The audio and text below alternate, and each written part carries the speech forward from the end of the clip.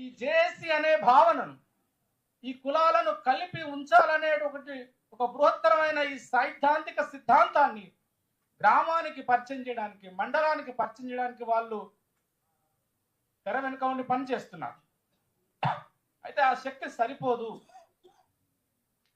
అదెంతో క్రమశిక్షణతో కూడుకున్న శక్తి, ఎన్నో త్యాగాలకు సిద్ధపడేటువంటి శక్తి అయినప్పటికీ మనం నమ్ముకున్నా, మన రాజ్యాంగంలో రాసుకున్నా, మనం అనుసరిస్తున్నా కొన్ని పరిమితులు ఉన్నప్పటికీ ఇది ప్రజా బాహుళ్య ప్రజాస్వామ్యాన్ని విశ్వసిస్తున్న దేశం కాబట్టి ఇంకా ఈ ప్రజారాశుల్ని దగ్గరికి తీసుకురావాల్సిన అవసరం ఉందని మనం ఈ జేఏసీని పెట్టుకొని దాదాపు ఎక్కడెక్కడ వీలైతే, ఎక్కడెక్కడైతే ఈ జేఏసీ యొక్క ఆత్మను పట్టుకున్నారో ఆయా జిల్లాలలో, ఆయా ప్రాంతాలలో మనం కార్యక్రమాలు కూడా, సభలు, సమావేశాలు నిర్వహించుకున్నాం.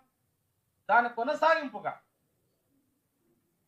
అసలు జేఏసీకి ఇంత స్పష్టమైన లక్ష్యాన్ని నిర్దేశించడం వెనకాలనే నాయకత్వం యొక్క దార్శనికత ఉంది అని సోదరుడు ఒక విచారదున్నలాగా మన విప్లవం ప్రజా విప్లవంగా మారుతున్నప్పుడల్లా శత్రువు మన విప్లవానికంటే మరింత మెరుగైన ఆలోచనని వాడు ఆలోచిస్తాడు, అనుసరిస్తాడు.